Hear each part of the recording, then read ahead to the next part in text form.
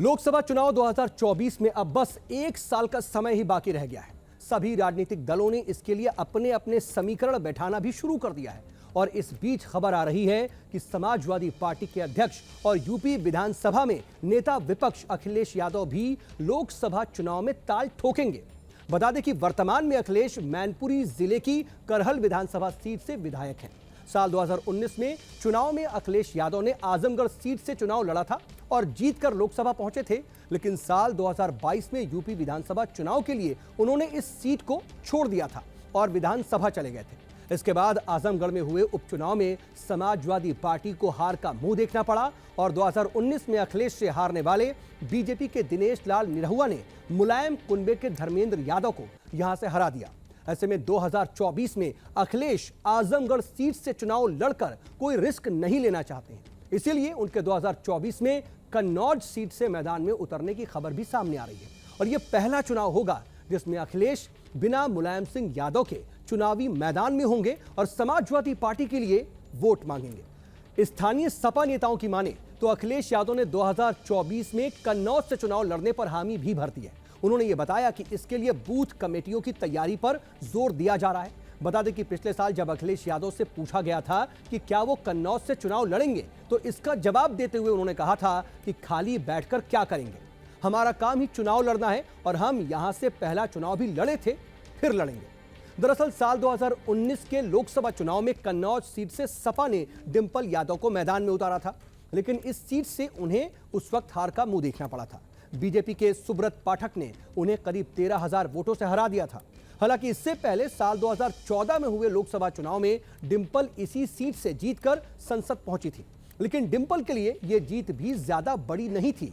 यादव परिवार का गढ़ होने के बावजूद 2014 में डिंपल बीजेपी के सुब्रत पाठक से महज 20,000 वोटों के अंतर से ही जीत पाई थी।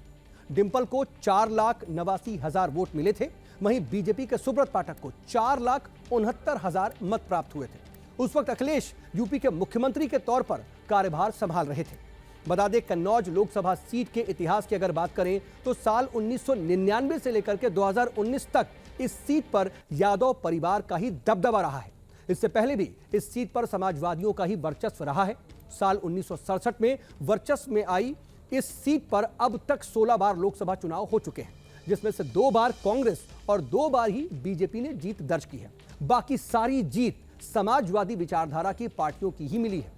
वहीं फिर चाहे वो संयुक्त सोशलिस्ट पार्टी रही हो या फिर जनता पार्टी, जनता दल हो या फिर समाजवादी पार्टी, पहली बार इस सीट से समाजवादी चिंतक राम मनोहर लोहिया ने चुनाव लड़ा और जीत दर्ज की।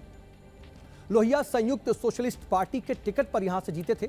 इसके बाद साल 1971 में कांग्रेस के सत्यनारायण मिश्र, 1977 में जनता पार्टी के रामप्रकाश त्रिपाठी, 1980 में जनता पार्टी सेकुलर के छोटे सिंह यादव, 1984 में कांग्रेस की शीला दीक्षित, साल 1989 और 1991 में फिर से छोटे सिंह यादव यहां से सांसद चुने गए। साल 1996 में पहली बार इस सीट पर बीजेपी के उम्मीदवार ने जीत हासिल की। कन्नौज से चंद्रभूषण सिंह संसद पहुंचे थे।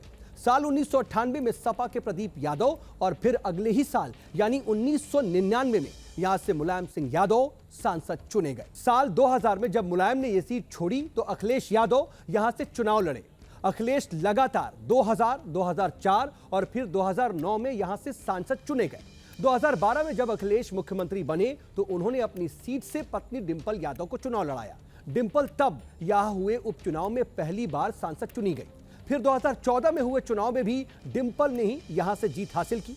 2019 में मोदी लहर और बीजेपी की तैयारी ने दूसरी बार सपा के गढ़ में सेंध लगाई। बीजेपी उम्मीदवार सुब्रत पाठक ने डिंपल यादव को हरा दिया। यहां यह जानना भी जरूरी है कि वर्तमान में कन्नौज लोकसभा सीट के अंतर्गत 5 विधानसभा सीटें आती हैं। इनमें से 4 पर अभी बीजेपी का कब्जा है, जबकि 1 सीट पर ही समाजवादी पार्टी खाते में है। इसीलिए कन्नौज में भी अखिलेश के लिए चुनौतियां कुछ कम नहीं है। Team news nation.